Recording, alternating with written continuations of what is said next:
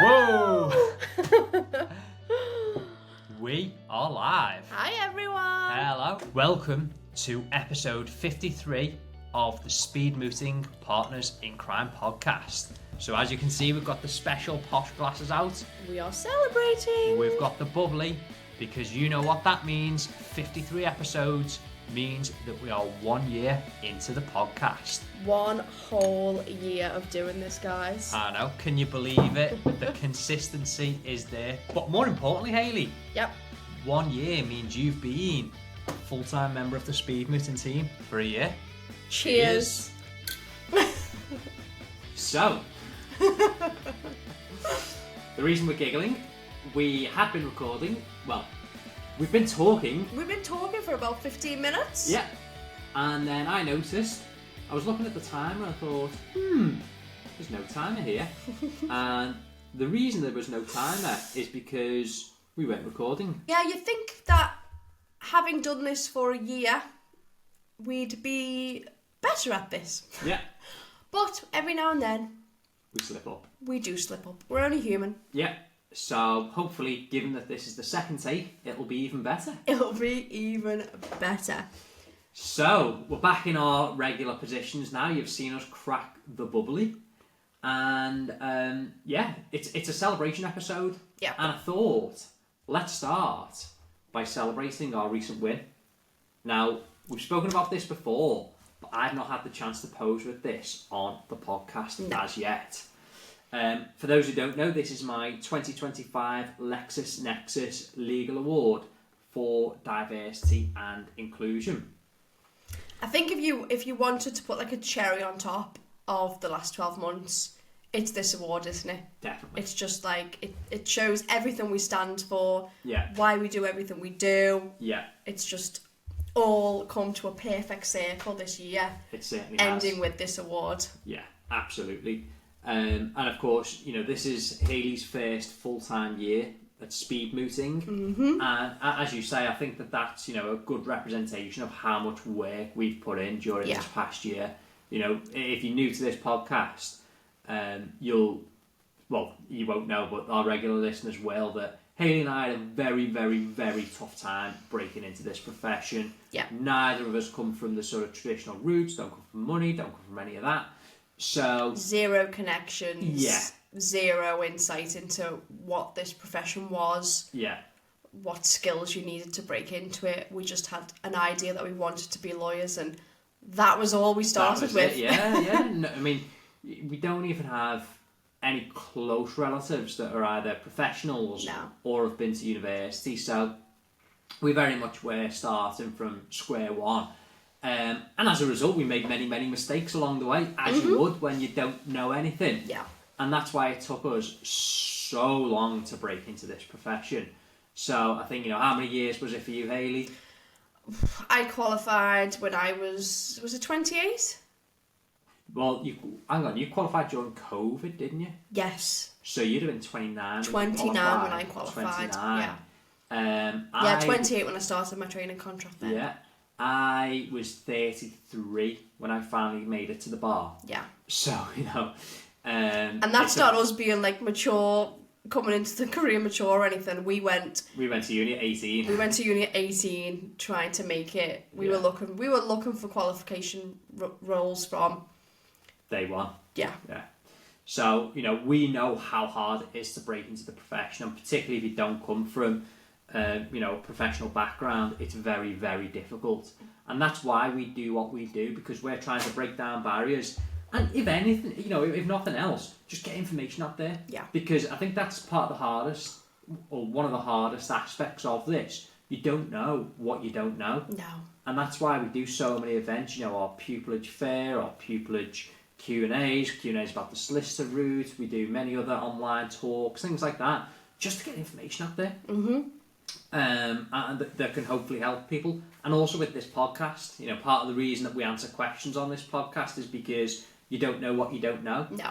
And if people feel comfortable to ask questions anonymously and have them answered on there, well, hopefully we're helping somebody in a similar position to us break into this profession. There's so many questions that you have, and as you say, John, it all comes from the unknown. Just things like, how do I introduce myself? How do I break the ice on my first day of the job? Yeah. What do I wear? What do lawyers wear? What do lawyers do? What do lawyers sound like? All these things that you just don't know. Yeah. And you think you should act a certain way, you should do a certain thing. We're just here to break down all the barriers, debunk all the myths, and be completely honest with everything.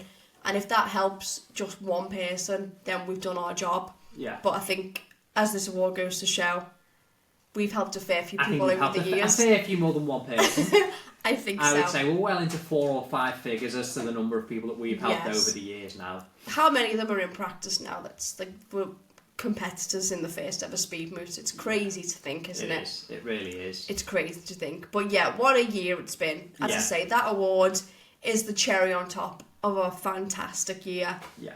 And, you know, this is something good, isn't it? You know, you think about during the past 12 months that you've been with us full time, the new levels we've gone to. Mm-hmm. So, you know, we're regularly putting on 4 competitions a year, 23 advocacy club sessions a year, the pupillage mentoring evening, and I've got to give you credit for that because that was your idea. Mm-hmm. And Came up with that one in the 5 ways. We did, as all good ideas that do. But you know what I really like about that is it absolutely levels the playing field because it's not about who you know, it's not about what your connections are, it's not about whatever other category you can look at. It was all about this is open to absolutely anyone. All you need to do is get on the website, put your name in there first. First come, first serve. There you go.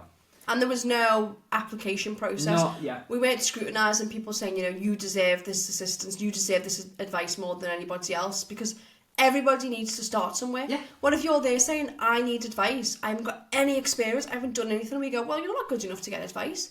How are you gonna progress? Like, it's the fact that, like, it never crossed our minds to even create an application process for our event where people are getting advice and help. Like, no, never. It absolutely baffles me. You see all these advocacy mooting competitions out there, you see these advice programs. Oh, fill in this application form.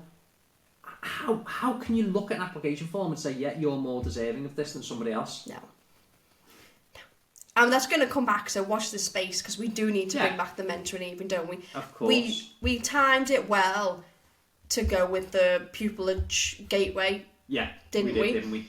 But people need advice all year round, so hopefully that will be back very, very soon. Yeah, fingers crossed. And I think all the places filled up in like 10, 15 minutes, so there's definitely an appetite for more mentoring evenings. There certainly is. The traffic on the website was so high we crashed the website, didn't we? Yes. But you know, that wasn't the only event we did. We did other events. The biggest one that we are most proud of, the Pupillage Fair. The Northern Pupillage Fair. Yeah. And once again, you know, that was an idea, well, something I'd thought about for a while, but just didn't really have the ability to do so, particularly when we were both in full-time practice. I think it was one of the first things on our target list when we said, right, we're taking this organisation full-time. Yeah. It was a given, it had to be the Pupillage Fair. Yeah, absolutely. And it was a massive success, wasn't it? Oh, yeah. Massive success. We had so many exhibitors. And also, you know, not just chambers. No. We had law firms that provide advocacy experience, charities there. We had other organisations that support the bar. We had county court agencies there, etc. So, such a broad variety of exhibitors. It almost needs a new name, doesn't it? Because Pupillage Fair doesn't seem to encompass everything that day is. But the tagline, like the Northern Pupillage Fair, everyone will understand what they're getting there, but they'll get so much more than they think they're getting, because 100%. If people are interested in pupillage, then they're interested in advocacy, and they don't realise all of the other alternative pathways out there for them. Yeah. So that's why it was really important for us, wasn't it, to have law firms there as well. Because you could be going, you know, we had A-level students there, we had people first year, second year, right up to people that are actively applying for pupillage. Yeah. Because once again, no application form, no limit on who could come or the amount of people that could come. It's just not the way we operate. So people could come thinking, I want to be a barrister. Speak to a solicitor saying, I'm a solicitor advocate. I've got my higher rights. I do this. And they could go away thinking, I didn't even know that pathway existed. Yeah. So once again, just breaking down the barriers. It really is. And as you say, you know, we had A-level students there. Mm-hmm. Pretty much every event that we run, whether it's a competition, an advocacy club, one of these events and online events, all open to anyone. So that includes A-level students. So we're really opening up those barriers at that point. Yeah. And I think that's when you need the information, because you and I didn't have that information whatsoever at that stage, and you think, oh, to be a lawyer I need a law degree. If we'd have known about the non-law option, we both said we wouldn't have done law degrees. No way. I would 100% have done an engineering degree, and I would have done an English literature degree. Yeah. But I wanted to at the time, and I thought, well, there's no way there's no obvious career path for an English literature to take me to, and I want to be a lawyer because it was like the biggest professional thing that I could think of. Yeah. If I'd have known, you could still do English literature because you love to read and you love your books, and then you can still be a lawyer. Yeah. I would have jumped at it. Yeah, same here. But once again, you don't know what you don't know, and this is what this is all about, was getting that information out there and helping people. And it's going to be interesting to see where we are 12 months from now. So, all the additional events that we're going to be putting on. Yeah, we've got big plans. We've got massive plans. There's something we've been working on for a good few months now, haven't we? And you'll probably see this. You'll probably see the results of what we've been working on in the next couple of months, I would say. It's not quite ready yet. I'm hoping in April it'll be launched. Maybe. I know you're a bit more cautious than me. Yeah, I'm a little bit more cautious. There's an outside chance you might see what we've been working on in April. Yeah. Definitely by June. Oh, God, definitely by June. Yeah. So this will take everything we do to the next level. Yeah. So we're really excited. Moves. We've been working hard on this, haven't we? Yeah. So you're going to see something incredible very soon from us. So yeah. But anyway, here's to a year of success, and may there be many more. Cheers. Being very careful. Cheers. These are not cheap glasses. Oh no, we need to say where these glasses came from. We need to talk about these actually. So I don't know if you can see. I'll bring it in closer to the screen. A nice little sort of cut on the glass there.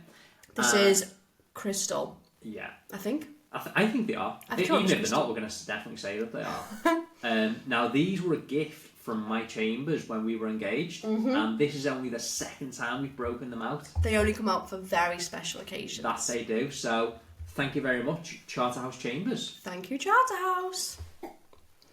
So, okay. I think we need to name the episode. We do. We'll do it very briefly. So this is episode 53, in case you haven't heard. So we're naming this episode after two Formula 1 drivers. Firstly, a driver that actually carried number 53, Alexander Rossi. He drove 5 Grand Prix for Marussia. They were a team that I think they finished in about 2017. And he's an American driver. He's gone on to have a lot of success in IndyCar and other American racing series. And also, the second driver, he's already had 2 episodes, so this will be his third. And it's quite fitting because we named the first time we ever named an episode was named after this driver. Okay. We're saying 53 because he had 53 Grand Prix victory. I'm trying to remember who we named it after the first time. Well, the first time we ever named an episode was episode 5. And I'll give you a hint. He's a German driver, and he's the in terms of Grand Prix victories, 4th on the all-time list behind Schumacher. I've got it. Hamilton and Verstappen. I've got it. You got it. You got the finger, and you may recognise that finger from the LexisNexis Legal Awards when I was given this award, and I stood on stage next to Tony Robinson like this, and that driver is none other than Mr. Sebastian Vettel. Sebastian Vettel. The man, the myth, the legend. Indeed. Might make a comeback, you never know. I'd love that. That would be insane. I'd love to see He's talked about it. Yeah, that would be good to see. Yeah. But who knows? So, right. Anyway. Shall we move on to some legal content? Let's talk law, Hayley. Let's talk law. So, firstly, if you're new to this podcast, we have a segment called Ask Speed Squad. That we do. That we think was affectionately named by our speed mooting community. I think so, yeah. It was we either came up with it and we put it to the community and they confirmed it, or they came up with it. credit where credit's due, whichever one of those statements is true. Yeah. It's been a year, we can't remember. So this segment is where we ask your questions about absolutely anything. Yeah. We can answer specific questions on an area of law. We've done things like Part 36 settlement offers, Watson directions, sentencing guidelines, you name it, we've covered it. Yeah. We also give insights into the law, break down myths, give you exclusive insider tips and insider experiences, because if you don't know, by trade I'm a commercial solicitor and John is still a practicing barrister. I am indeed. So between the two of us, we can pretty much answer any question. I mean, it's been a year, nothing stumped us yet. No, not yet. Ultimate challenge out there. Yeah. See if you can give us a question that we can't answer. But yeah, we've been in this industry a long time. That we have, yeah. We haven't been qualified for that long. No, but we've been in it for a long time. But we've been in this industry a long time, so yeah, rest assured, no question is out of bounds, no question is off limits. Any way we can help you, we absolutely will. Yeah. So the first question we got, which is quite a generic one, which I thought is why it's nice to start with it. Okay. Because, we're a year in now, so maybe we should go back to our roots a little bit and just explain what we do. Yeah. So my LinkedIn profile just says, Legal Director, Speed Mooting. We help aspiring and junior lawyers build up their skills and legal experience. Mm-hmm. So someone dropped me a message saying, I've seen your title. How do you help people build up their skills and legal experiences? So let's dive in. Okay, well, at its core, probably advocacy is the key way that we help people, isn't it? Yes. So we have a number of different aspects, tentacles, if you will, to the Speed Mooting brand. Tentacles. Have you still got octopus on the brain from I think all I've the still meals got octopus on the brain. in Italy? Yeah, when we were in Italy last week, one of the courses, thankfully not for us, but for the Italian guests, was octopus, and you could just see tentacles sticking out of a bowl, couldn't you? The Italian delicacies, particularly like for weddings, so that's like their absolute like creme de la creme plates, isn't it? Very interesting. Interesting, yeah. Let's say interesting. Octopus was one of the many things that they enjoyed. Yeah. Thankfully, Federica, who's your new sister-in-law. Oh yeah. She knows us very well, so the English guests were not fed octopus. No. Anyway, one of our tentacles, John. One of our tentacles, the Advocacy Club. Now, the nice thing about the Advocacy Club is it's open to absolutely anyone, whether you're an A-level student, whether you're a law student, a non-law student, on your professional courses, you're graduated, you're in practice, you're a paralegal. No matter who you are welcome to join.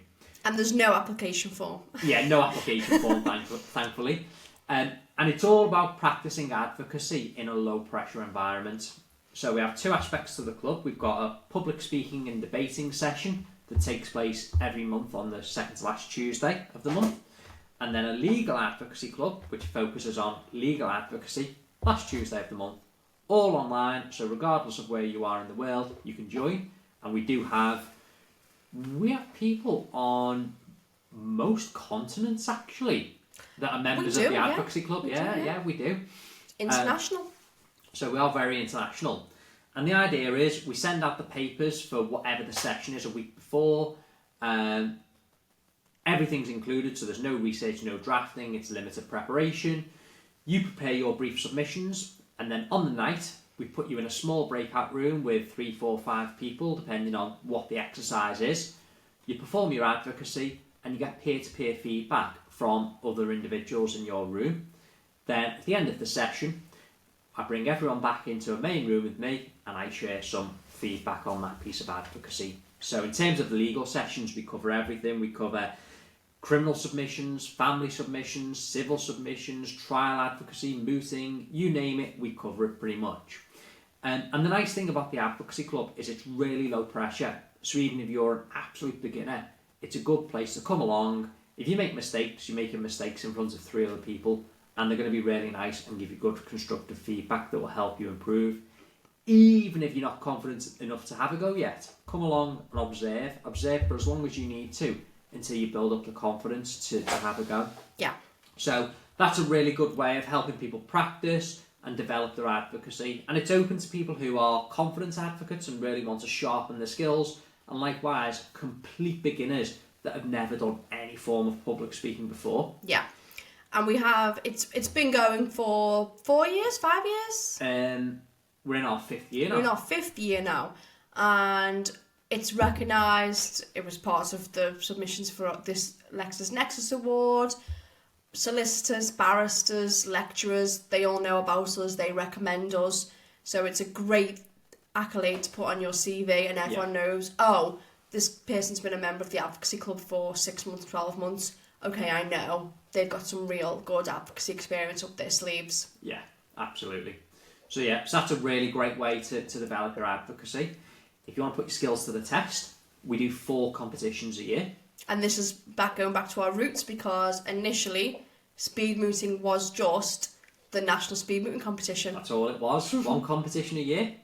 And COVID changed all that. That's what helped us expand into other areas, but it's probably a story for another day in terms of the history of speed mooting. So we do 4 competitions, and so there's 2 in-person speed mooting competitions, 2 online advocacy competitions.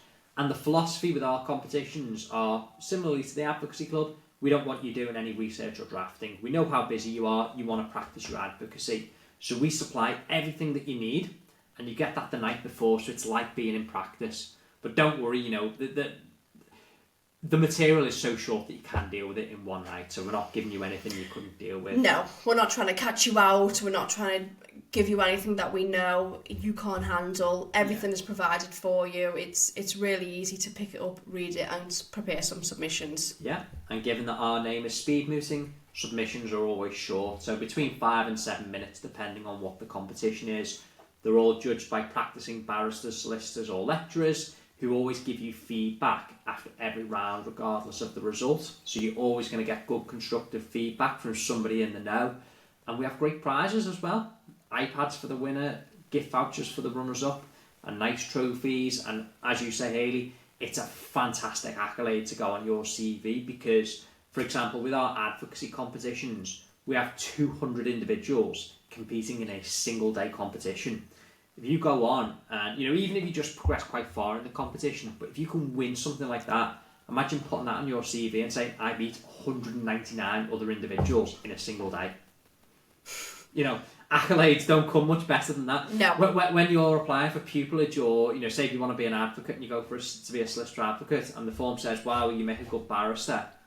Well, here's evidence. I won this competition single day. I'm in front of practitioners and I beat all these other people. Yeah. What more evidence do you need than that?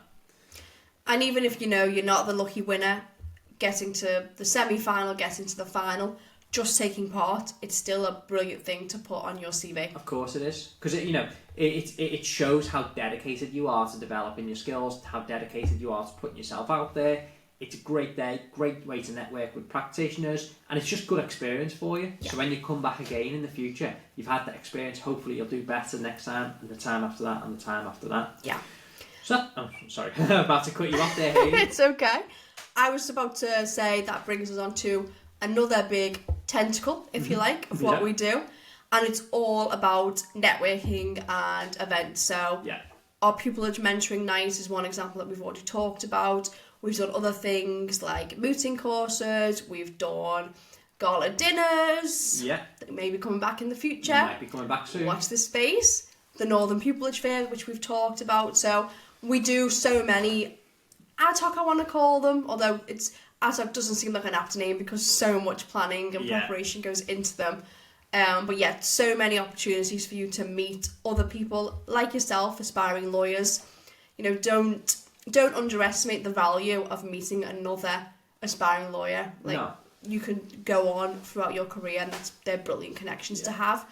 But also we'll introduce you to professionals, solicitors, barristers, judges, and where can those experiences take you? The sky's the limit. Literally. Yeah. And it's not just about advocacy in the bar. So if you think about previous events that we put on, quite often we do online Q&A events. And we've had events relating to different aspects of practice. So we did Q&A sessions about being a solicitor, being a trainee, being a pupil, etc. We did Q&A sections on specific areas of the law. We did family, commercial, crime, etc. So it's not just all about advocacy and the bar. We do events that relate to all aspects of becoming a lawyer. Yeah. And then going beyond that, just our podcasts. So this weekly podcast we do, listening to this, you'll pick up so much. The YouTube channel itself is an amazing resource. Oh, yeah. How many videos are on there? I don't even know. It's hundreds and hundreds. Yeah, it's in the hundreds. There's about 10 playlists going, each one dedicated to something else. So seeing examples of advocacy, insights into the law, vlogs from us if you just want to see what we're getting up to, you name it, there's a playlist for there's it. A lot on there. Yeah. And then the other point I was going to make was our the other side of our podcast, which is Conversations with Counsel, where we get guests on. Yep. And our guests come from all different aspects of the law. So we've got barristers, we've got solicitors, we've recently had clerks from Chambers on there, we've got a Chambers director tomorrow, we've had commercial solicitors, trainee solicitors, lecturers, paralegals, lecturers, so students, everything. Yeah.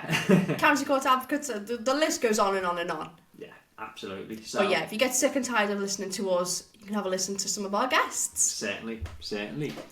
So does that cover all the ways we can help people build up their skills and legal experience? Probably not. But yeah, hopefully that gives you a little insight into what we do. And the very best way to keep up to date with what we do is, follow us on our social media channels. We're on every single channel that exists. Mm-hmm. Also, make sure you are a member of our mailing list, which is completely free. We mentioned earlier the pupillage mentoring event. All places filled up 10-15 minutes, and every single place went to a member of the mailing list. It didn't even get to the socials before it was full. No. Because everything goes to the mailing list first before it goes live.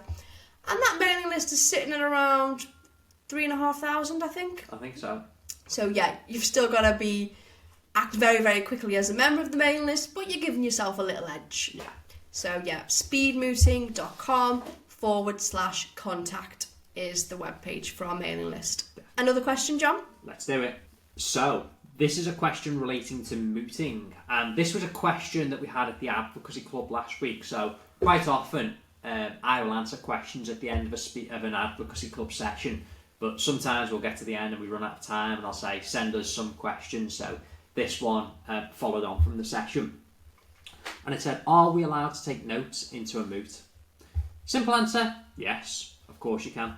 So, generally speaking, for a moot, you can take in a laptop, a tablet, handwritten notes, annotated skeleton arguments for yourself, whatever it might be, bring it in for yourself, that's fine. What I would say is just make sure your materials are easy to access. So, of course, in a moot, you're going to have a skeleton argument, whether it's a speed mooting, i.e. one of our competitions, whereby we provide the generic skeleton argument, or your own. That will generally guide your submissions. Now, some people want to have a script alongside that, others won't, personal preference. But whatever you're going to use to guide your submissions and use as your sort of roadmap, make sure it's easily accessible. Yep. So, if you're going to be bringing in notes, whether that's a typed note or a handwritten note, make sure it's easy for you to see. Because no doubt alongside that, you're going to have a bundle, whether it's a physical paper bundle or whether it's, on your laptop as a PDF document. And you need to be able to cross-reference between the two and make things easy to access. Yep. So within your note, if you're going to be citing a case, or it might be a specific line from a case, make sure you make a little note at that point where you can find that in the bundle. What page, what paragraph, and maybe even have it tabbed. If you've got a physical bundle, you might say yellow sticky tab and have that sticking out so you know where to go to. Yeah. So simple answer, yeah, you can bring pretty much whatever you want into a moot. Yeah. And related to that, I would say always check the rules of the particular moot or competition that you're taking part in. Mm-hmm. As John said, I can't imagine there's any competition out there that says you can't bring your own notes. That would be crazy. That would be. But for example, for our competitions, we say don't rely on any other authorities other than the one we provided to you. Yeah. So that's an important rule. So if you're there and you start citing other cases, you'd be penalised because we give you everything that you need and everything that you should rely upon. Yeah. So a really easy way to lose points or lose credibility in a moot is to not follow the simple instructions. Indeed. Follow the rules simply. Now, second question we had last week. How do you ask the judge in a moot if you can dispense with formal citations? Any case that you cite has a citation. It might be something like 5 WLR 2019, whatever. And obviously there's a certain way that you need to cite those sorts of cases. Verbally say those citations, or should say. So the typical rule is you are expected to cite those properly. Spell everything out. You'd be saying as reported in the weekly law reports rather than WLR, etc. But that can take some time. And therefore, as you say, Hayley, at the start of your moot, you can say to the judges, say at the start, once you've done your introduction, quick sentence, may I dispense with formal case citations? The judges will either say yes or no. If they say yes, happy days, that means you're down to just citing the case name. If they say no, well, you need to use your formal case citations. And they are very mean. I can't imagine in a moot scenario many judges would say. I don't think so. Has it ever happened to you in real life? No, I was just about to say that now. The number of times, you're referring to cases in court by just simply the name. That's it, so. Yeah. I imagine if there was a case that you cited without citations and the judge was like, never heard of that, they could say, have you got the citation? Maybe. Yeah, of course. So that's normally what it would be. So if you're going to cite something off the hoof, a judge would say, have you got a citation so I can, look it up, have a read of the case, etc. But if you're going into legal argument, generally speaking, you would have exchanged skellies beforehand, so both parties will have set out what cases they are going to rely upon. But if, I don't know, let's say just a point comes up off the hoof, it could be in a sentencing exercise, you say, the court can't do that because of whatever, the case of such and such has dealt with that, and they just said, have you got a citation for that? Let me have a little look. Yeah. So I had an example recently where I was involved in legal arguments mid-trial, and we had a day's worth of legal arguments on a specific point. Is legal argument like the closest you get to a moot in real life? Pretty much. Basically, it is a moot. Yeah. Essentially, it is a moot. We exchange skeleton arguments beforehand, and the judge needs to rule on this contested point of law. I mean, I suppose, strictly speaking, the closest is going to the Court of Appeal or the Supreme Court, because then you are actually dealing with an appeal point, because that's what a moot is. You're dealing with a point on appeal, but very closely related skills, and it's just legal arguments at first instance. Yeah. And what I found was, you've got your skeleton arguments, you've got your submissions, and you go through, and the judge will just pick you up on the points that they're particularly concerned with. So rather than you having, and I've heard it's the same in the Court of Appeal as well. So rather than having the chance to go through the whole submissions, it effectively just becomes an exercise in judicial intervention. You're just facing a series of questions with the judge asking you about the points that they have a particular concern with. So yeah. Is it enjoyable or is it nerve-wracking? Both. Both. Yeah, it can be nerve-wracking beforehand, but the buzz you get from it, it's so much fun. Yeah. There we go, guys. So that was a little snippet of Ask Speed Squad. So please do, if you have any more questions, send them in to us. John did a post about this just today, I believe. You can email us, info@speedmooting.com. Yeah. You can comment, you can private message us. However you want to get your questions into us, please do. And we always answer them anonymously. That we do. Moving on. Do we have a Learning the Law segment? We do. So let's talk all about disclosure then.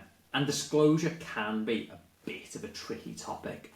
And I'm talking about disclosure in the sense of a criminal case rather than in a civil case, because it's a little bit different in civil. Similar principles, I would imagine, but still quite different. So I'm talking about this in the context of a criminal case. Yeah. And I'll keep things simple. I'll talk about it in the context of the magistrates' court.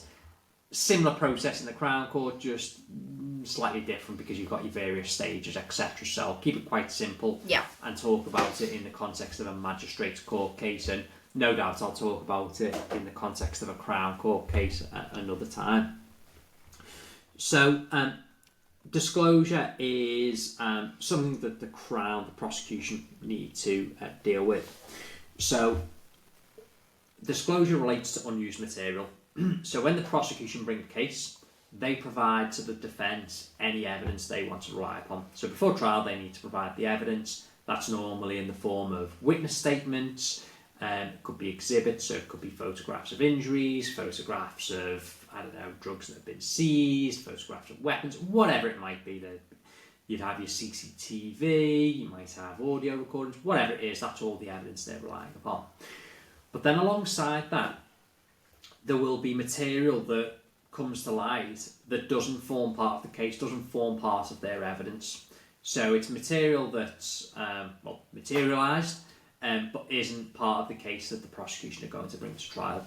So, for example, a custody record is a typical example of this. So when somebody is arrested and taken into custody, during the time that they're in custody, there will be a record that's kept that keeps a log of their details. When they're signed in custody, there'll be a questionnaire that's filled out relating to any health concerns they might have, their language, etc.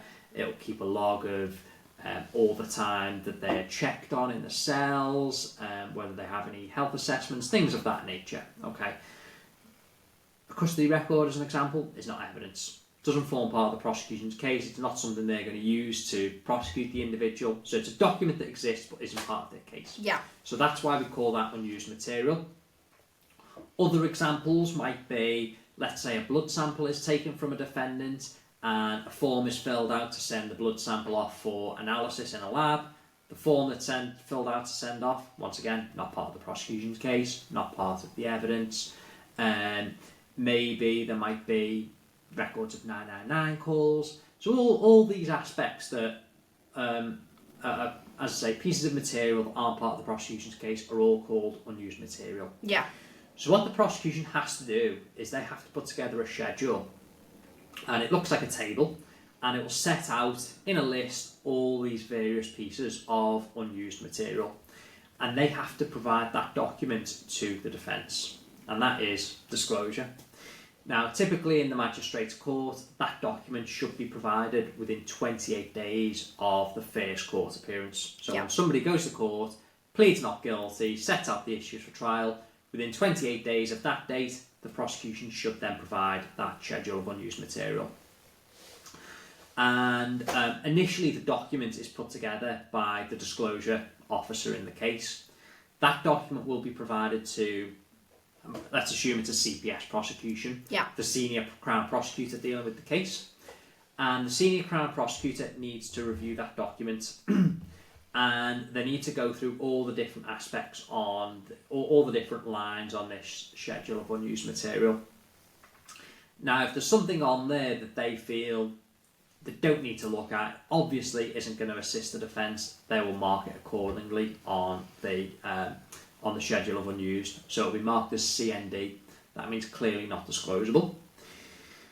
If there's something that the prosecutor actually looks at the item and they've looked at it and they think, well, it doesn't assist or undermine the case, they'll mark it as ND, not disclosable. And then if a prosecutor sees a piece of information, they've looked at the actual document or the actual piece of material itself, and they feel it does either assist the defence or undermine the prosecution's case, they have a duty to disclose that to the defence, and they'll mark that item as D, disclosable, on the schedule. And that is what the disclosure test is. So whether the prosecution has to disclose an item, it has to fulfil the disclosure test, which is either that piece of material will assist the defence or undermine the prosecution's case. So the prosecutor will go through the schedule and they'll mark off all the items accordingly, and then they will provide that to the defence. Now, if the defence are unhappy with the schedule, because they might see something on there and think, well, hang on, that potentially may assist the defence, they can serve then a defence statement. Now, I'm talking about this in the context of the magistrates' court, where a defence statement is optional. So within the defence statement, when the defence barrister or defence solicitor fill this in, they'll set out what the defence is generally, any issues they take with the prosecution case, any witness requirements, etc. But then what they can also do is they can set out any disclosure requests that they have. So if they see something on the schedule of unused material that has been marked as not disclosable or clearly not disclosable, and they think it would assist or undermine, they can make a request for that in the defence statement. They then serve that across to the prosecution. Typically, the time scale is 2 weeks from service of the schedule of unused to provide a defence statement. Now, if the prosecutor should then review the defence statement, and generally speaking, it would also be sent to the disclosure officer as well. A prosecutor might look at that and think, well, do you know what? Actually, that item is now disclosed, or we'll disclose it anyway. They'll send that across. Or they might stick to their guns and say, well, no, we still don't believe that that item is disclosable, and they'll generally set out the reasons why in correspondence. If the defence are then still unhappy with that response, they can then bring the matter back to court and make an application under what's known as Section 8 of the CPIA, the Criminal Procedure and Investigations Act, and make an application to the court directly for disclosure of those items. So in a nutshell, that is a very general explanation of what disclosure is in a magistrates court case. There we go. Very helpful, John. Very helpful indeed. I think we're going to wrap it up. I think we're going to wrap it up there, aren't we? It's been a good episode. It has. We're currently recording this on Sunday, Mothering Sunday, no less. So we also need to go visit some mothers. That we do. Yeah. So, brings us to the end. I've enjoyed recording it. Have you enjoyed recording it, Hayley? I've enjoyed recording it, John. Perfect. Well, I hope you have all enjoyed listening as well. If you're still listening at this point, please drop us a comment with disclosure. And that brings us to the end. See you next time. Bye. Bye-bye. Enjoying our videos? Then we'd be super grateful if you could take a moment and subscribe to our channel.